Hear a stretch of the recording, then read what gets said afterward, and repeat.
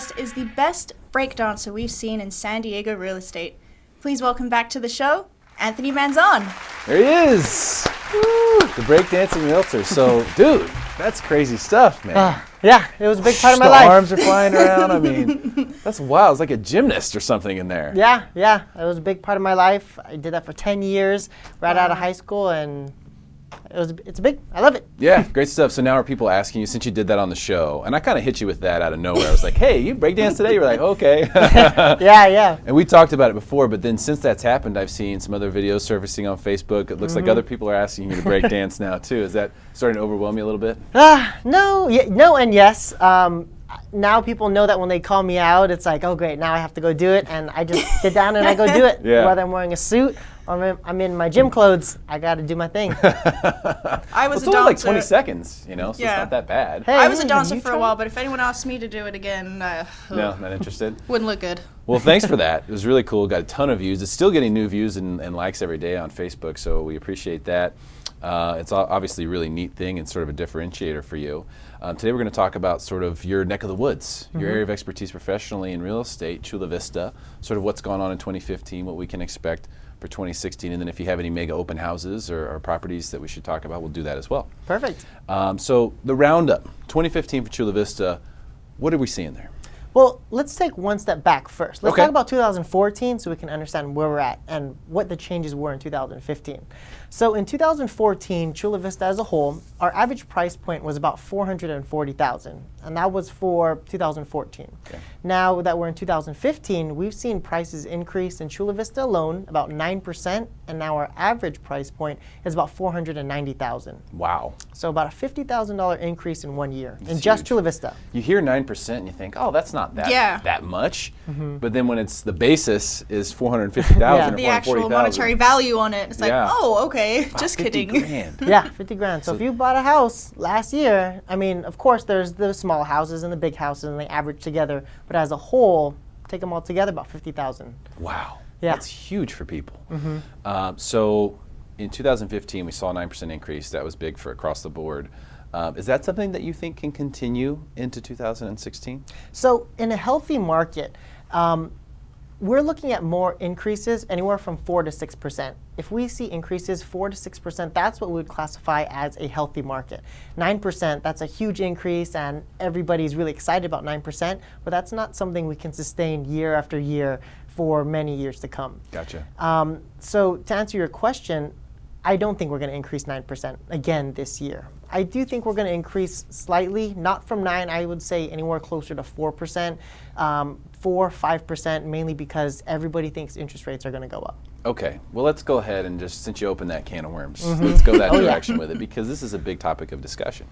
Now, one of the things, the big selling points for Chula Vista has been that, bang for your buck, newer communities, newer schools, newer properties, lots of amenities, and not as expensive as a lot of the other areas of San Diego. So this is why people flock there. Can it sustain an interest rate hike because it's at a lower price point than some of the areas? Better so than some of the higher priced? I would say yes, because let's say, for instance, we have 100 buyers looking in the $450,000 price point. When rates go up, those buyers that were in the $450,000 price range, yeah, their max range is going to go down, let's say maybe 440, 430, but they can still get a property, and that's still going to generate home sales for 2015. It's not going to be a huge drop-off. I don't think we're going to have as many home sales, but it's not going to be a huge decrease where it's going to impact the market. So you're talking about volume. Those people are still going to be able to find homes, basically. Correct, If yes. they want to find them, they're still going to be able to find them. So we don't have the type of inventory shortage that would really sort of mix poorly with an interest rate hike, then, you think? The thing that's tough is that inventory is so low. And when inventory is low, we know that prices are high. I don't think this huge, if there is an increase in interest rate, I don't think it's going to mean that all of a sudden all these homes are going to flood the market and there's going to be a huge discrepancy between buyers and sellers. I do think that the buyers, they're going to not be as quick to pull the trigger if they see a house that they really like, because it's going to cost them more and they're qualifying for less at the same time. Yeah, I mean, I've heard a lot of people say that buyers right now are actually being pretty fiscally responsible, meaning that they're not going out saying, what can I get approved for? Okay, let me look at properties that are listed for that amount. They're being more conservative than that. That leads me to believe that if we do see a small rise in interest rates, the market could absorb it. Whereas before, everyone was at the top of the range, top of the range, top of the range. So any little skew off from that projection, and it caused major problems. Do you see that same thing? You know, I'm really glad that you brought that up, because with a lot of buyers that I've been meeting with lately, the conversation hasn't been, what are you approved at? The conversation has been more towards, what is your monthly or your maximum monthly payment that you do not want to exceed? And then we match that up based on their purchase price. Gotcha. Because they may be approved at, let's say, $500,000, but if they're not comfortable with that monthly payment, it doesn't make sense to look at houses in that price range. You know what I Backing mean? into it. Yeah. So we actually switched more into the backwards approach now. What's your maximum monthly payment? I like that though. That's what people really, want to know Yeah. at the end of the day. And sometimes if you don't start talking about that initially, they forget about some of the things you have to add in there. Oh yeah. Escrow and all that stuff, mortgage insurance potentially, et cetera. Is 2016, do you think that the scales are going to tip? I mean, we talked about how much prices might go up. It's been a seller's market for quite some time. Do you think that's going to change at all? I do think it is. I don't think we're going to even out into a perfectly even buyer and seller's market. That would mean we need about 6 months of inventory in order for it to be considered a balanced market. Right now we're at about 2. I do see buyers getting more power, but I don't think they're going to become equally balanced. It's just, let's face it, sellers have been spoiled these past couple years saying, whatever I want, I'm going to get it. Someone might bid higher. They've been kind of spoiled with that for the past, couple years.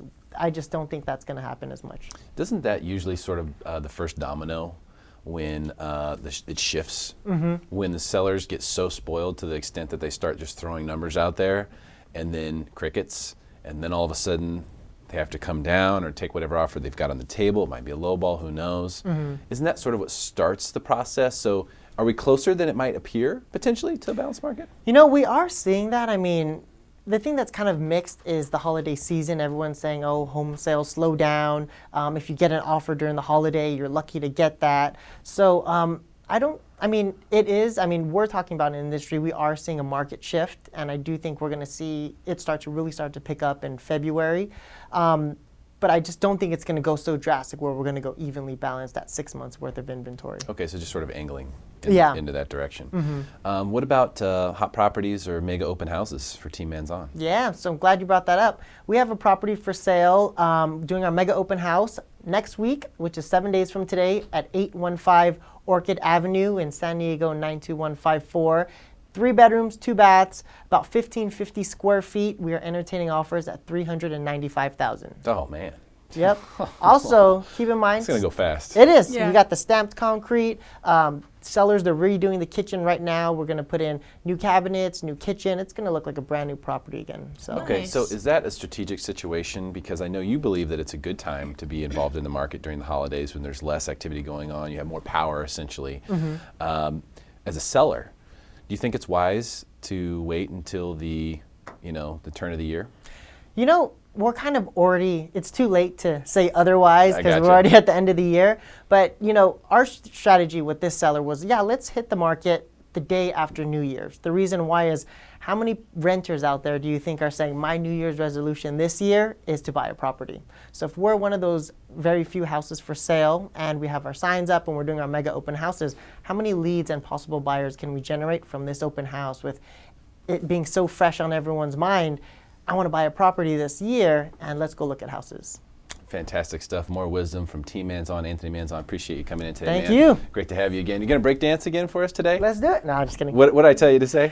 Next time. If you ask in him, next time. he's probably going to tell you to tune in next time. If you're looking to buy or sell real estate in South Bay, this is the guy to call. Team Manzon. They won't let you down. Stick around for more Smarter San Diego TV, where we guarantee to make you smarter than everyone else, commercial free.